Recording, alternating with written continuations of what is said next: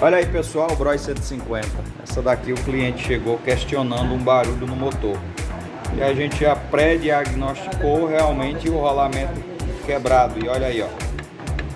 Rolamento primário da caixa de marcha, lado direito, rebentado. Vai ter que abrir o motor completo. Olha a situação do filtro de tela. A situação do filtro de tela, quem gosta de rodar aí sem fazer manutenção, ó. Isso aqui é cheque na mão de mecânico, viu? Para arrebentar segmento.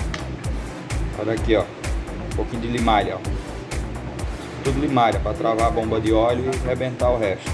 Mas isso é de menos. Olha isso aí, ó. Os mecânicos aí de plantão. Acender aqui.